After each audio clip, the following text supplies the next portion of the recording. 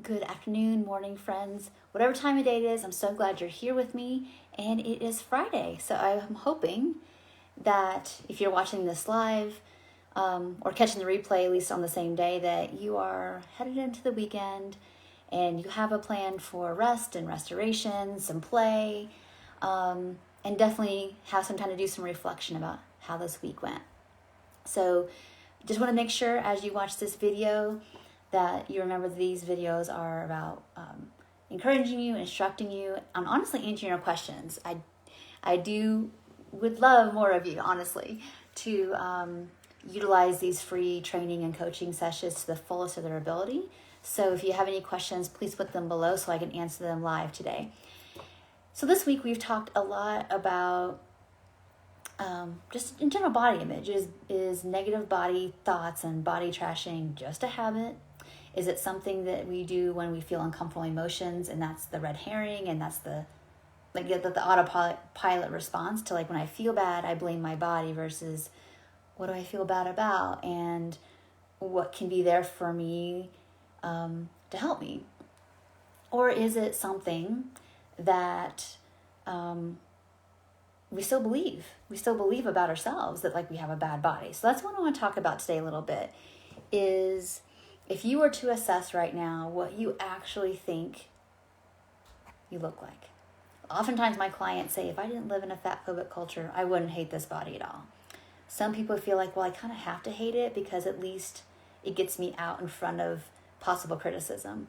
And some people, it's like, gosh, I've been doing it for so long, like we've been talking about all week. It's just kind of what I'm used to, and I didn't ever think there was an option.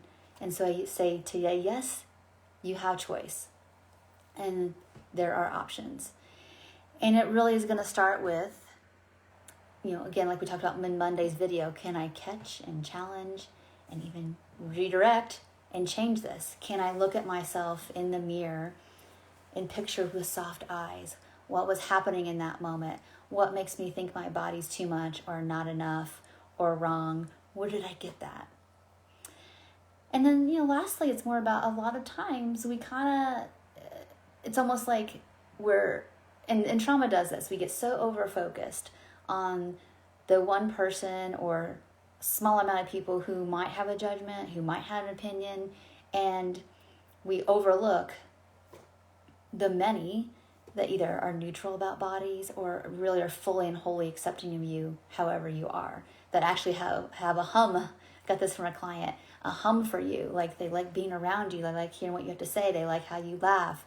They don't care if your body goes up, down, or indifferent, as long as you can be present with them and you're well. That's what they care about. And so what I see oftentimes in my work is that people overlook where there is good and over-focus on the past or maybe current or even kind of future tripping where people might have an opinion that's negative.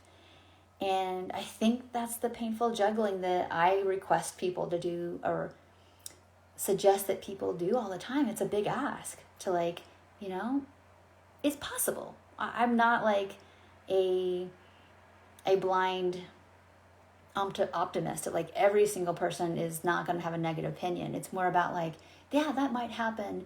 And how can we stay in our feet, stay grounded, and stay focused on our values, our morals, what kind of person we want to be, and what kind of people we want to be around, and not let the awfulness of the past or the possible awfulness basically be in charge and have the power. And so that's my hopeful encouragement for you all today, is that we do have choice. They're not easy choices.